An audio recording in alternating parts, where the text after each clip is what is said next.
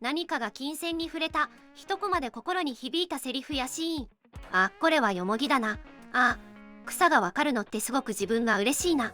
かわいい。草がわかると嬉しいなんてほのぼのする。表情もとても可愛い。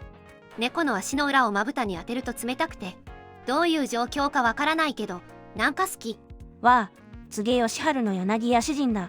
猫飼う前はこれやってみたいと思ってたけど、実際猫と生活し始めたらこんなん絶対やりたくないって思うようになった。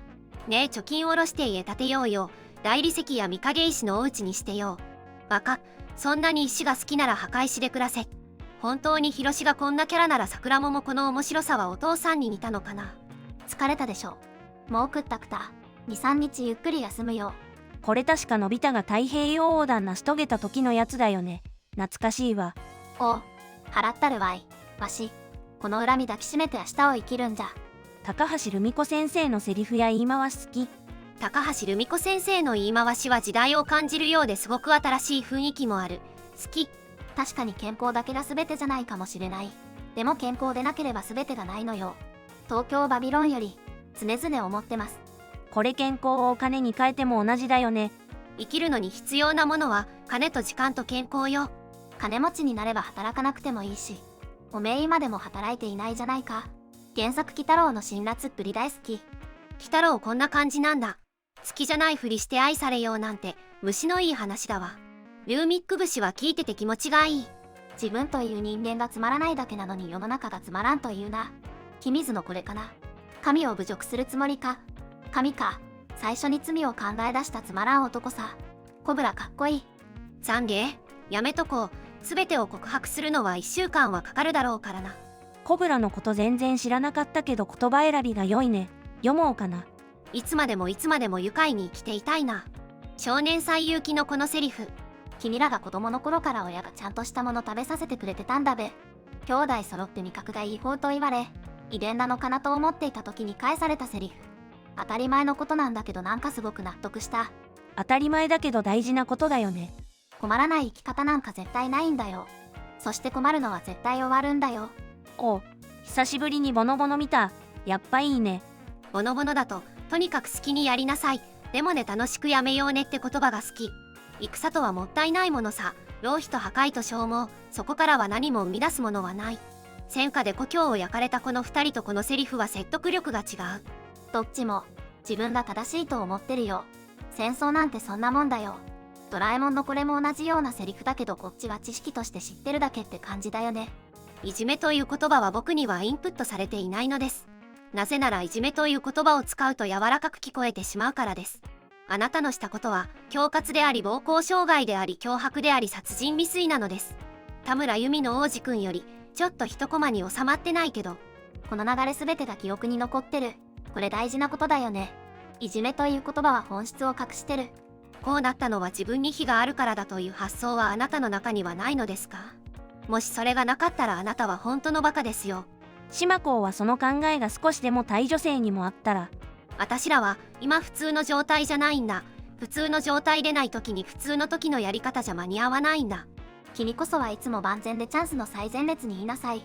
配給のこれ。いつも万全でいないといざチャンスが来ても乗れないんだなってこれ見て思ったな。あんたお友達がいないそうだけど大丈夫ですよ。ひろしがまるちゃんの文通相手に対して言ったこれ一体何が大丈夫なのかのツッコミに確かにと笑ったけど、そのひろしの適当さが良いなと思った。別に無理に友達作らなくてもなんとかなる。あいつの場合に限って常に最悪のケースを想定しろ。奴は必ずその少し斜め上を行く。斜め上という言葉が普及したきっかけだってね、感慨深いよね。あなたの力になりたい。あなたはもうどこへ行く必要もない。すべての恐れからそれが何であろうとあなたを守ってあげたい。絵画のような美しい一コマ。ロハンちゃんにこんなこと言われたらキュンとしちゃうわ。しかも17歳のロハンちゃん。鼻血出るわ。なんて美しい愛のシーンなんだ。構図も美しいし言葉も美しい。本当に絵画みたい。私こういう美しい男女の美しい愛のシーン好きなんだよね。この絵についてインタビューされてる記事、もうオマージュから独立した絵画だね。その代わりオークションの裏話やコツとか駆け引きなんかかなり詳しくなったよ。そういう自称中級者が一番痛い目合うんだよ。キルアのこのセリフは胸に刻んでる。タキシードラスモーキングボンバー。特に理由はない。こんな持ち技あったんだ。絶妙にダサい。煙玉。千年の恋も冷める。いる。人間が引力に逆らうことは体に悪い。立つより座る、座るより寝る。地面との接地面積が広いほど体に負担がかからないんだ。長生きする。このへりくつ好き。とにかく私は嫌でたまんないよ。男と噂になるなんて10年早いよ。まあまあ10年経っても噂の一つもないよりゃいいじゃない。この母ちゃんのセリフが好き。何を言うかのツッコミもまたいい。やっぱりさ、ジャパニーズロックなんて言っても日本語を載せること自体無理があるわけだしさ。でもサザンの力は認めざるを得ないよね。これすごいセリフだよね。サザンの力は認めざるを得ない。多分一生忘れない。メガネの時は真面目ぶっている。全然意味わかんないけど勢い好き。普通が一番難しい。これ。神様は心の中をうろうろしているのでこの辺をうろうろしていません。こじこじのこれ、生きていく中で納得した。こじこじは過干渉な世の中に刺さる。妄想の激しい人は糖分をよく取る。糖質と糖質、欠けてるのか。ミサエの寝起きすっぴんで半開き顔写真こうできだ。これを見てしねえ。容姿いじりは好きじゃないけど最後のしねえの勢いに笑った。理解してくれない他者に気を取られていると人生が崩壊しますよ。映像犬には手を出すなは心に刺さるセリフが多い。楽しく生きるためには大事だよ。勉強もメイクも、世間はバカとブスには冷たいからね。残酷だけど全くその通りすぎて。このコマだけよくネットで見てたから実際読んでみてものすごいちょい役でびっくりした。女の涙は信用してはいけない。これは数少ない宇宙共通の真理だ。レベル E のこれ、内容もセリフ回しも時代を先取りした作品だった。栗まんじゅうのお母さんだ可愛いちこま。このシーンのマルコがおじいちゃんの絵を褒めるセリフのすごいよ抜群だってのがほんと好き。いいかい学生さん、とんかつをな、とんかつをいつでも食えるくらいになりなよ。